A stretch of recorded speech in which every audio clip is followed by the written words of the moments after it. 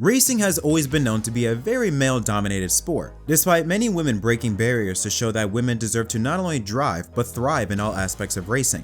Now we've heard of the names like Janet Guthrie, Shawna Robinson, Danica Patrick, the IndyCar version, not the NASCAR one, Michele Mouton, Pat Moss, and so on. But you probably have never heard of this story, of how an all-female pit crew won a major racing championship. This is a story of the Ultra Blue Crew. It begins with this man, Bill Venturini, owner of Venturini Motorsports, one of the most successful teams in ARCA history. Which, by the way, if you don't know, ARCA is basically kind of like a minor league version of NASCAR. Now, if you notice, Venturini Motorsports has always had a prominent role in displaying female drivers in their cars. That is something that Venturini holds dear to his heart because of how the team was created. Bill Venturini had been racing as early as the early 70s, racing at Rockford Speedway about 2 hours from Chicago. Eventually, he expanded to racing in the USAC Stock Car Series, which led to the Automobile Racing Club of America, ARCA. But Bill wanted more. He wanted to race at Daytona, so for the beginning of the 1982 season, Venturini drove for his own team, Venturini Motorsports. He would end up finishing 22nd in his first ever ARCA race at Daytona. But for the long drive back home from Daytona, he and his wife were chatting and discussed the future of the race team and how to get sponsorship.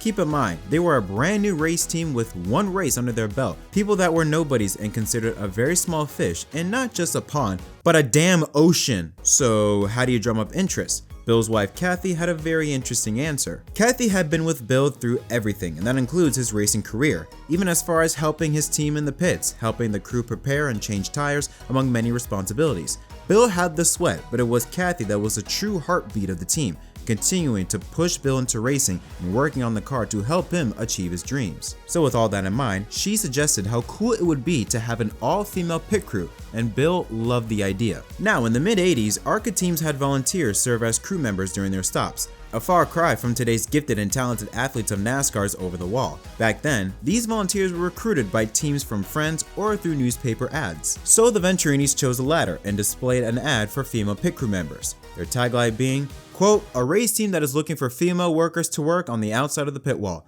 There's no pay, just hours of literally dirty work, but it's more fun."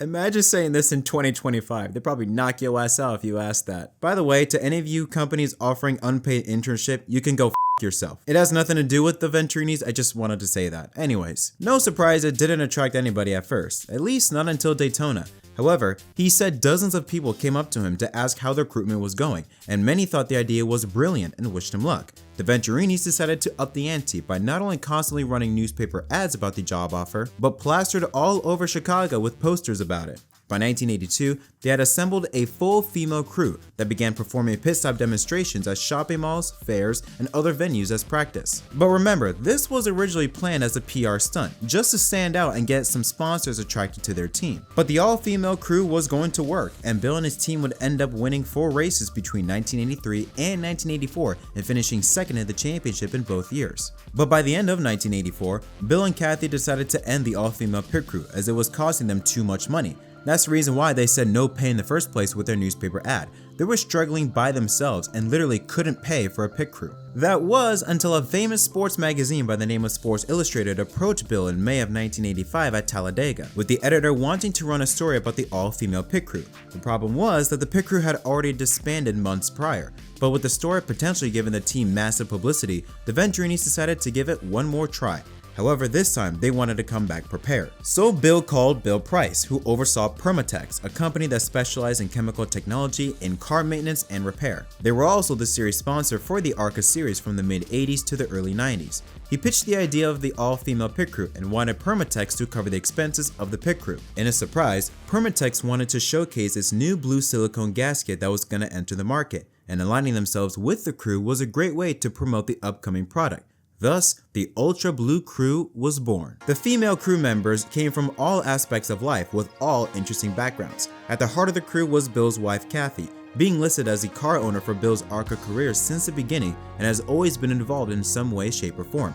But even when building the all-female crew, Bill didn't want Kathy to be involved, but she would refuse to take no for an answer. She would practice at home while Bill was at work and when her kids were at school, and by the time tryouts began, she was the best of them all, being a front tire changer and the de facto leader of the Ultra Blue Crew. Among the crew, one was the wife of a manager of one of the gas stations owned by Bill Venturini, 2 were wives of some of the team's sponsors, 2 were models who met the Venturinis at an auto show, and one of them was a damn professional mud wrestler, which that is pretty cool. Several others were family members of the Venturinis, including Kathy's younger sister, who was 15, a freshman in high school when she joined the team as a tire changer.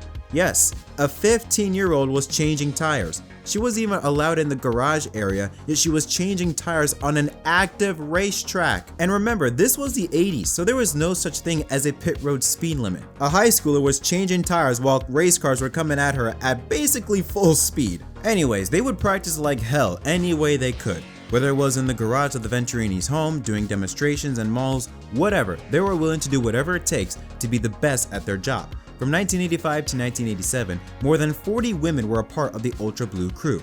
Now this was the 80s. Women in the garage or pit area or basically anywhere that was usually known for a man's job was considered taboo. So of course, to see a bunch of women actually working on the car drew a lot of stigma from other guys in the garage, thinking that this was all a gimmick or that they would be nowhere near successful. However, they were actually the opposite of what critics thought. They'd end up being very successful. Thanks to the Ultra Blue crew, Venturini would win 2 races in 1985 and 1986 and finish 2nd and 3rd in points respectively. But by 1987, the Ultra Blue crew were poised to become champions. In the first 9 races, Venturini went to victory lane 3 times at Delaware, Toledo, and Rockford and was the championship leader.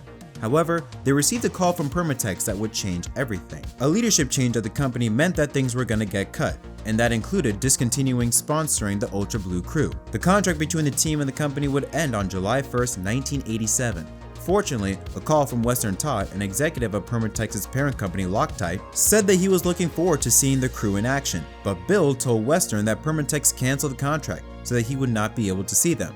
Sure enough, one day later after that call, Permatex called back Bill Venturini to say that they would extend the contract till the end of the 1987 season. Knowing that this was the last dance of the Ultra Blue crew, they made the most of it. In the final 8 races of the season, Bill and the Ultra Blue crew maintained their points lead, and on November 21st, 1987 at the Atlanta Motor Speedway, Bill and the Ultra Blue crew would not only win the final race of the season, but claim their first ARCA championship, becoming the first and to this day, only all-female crew to win a National Stock Car Series title. Nearly 40 years later, the aftermath of the Ultra Blue crew still has an effect in today's garage. Female talent from all aspects are here today due to the women from the past that laid the groundwork to get to where women are today in motorsports. Despite what seemed to be an impossible hill to climb, the Ultra Blue crew proved that they were not only the best female pit crew in the series, they were simply the best.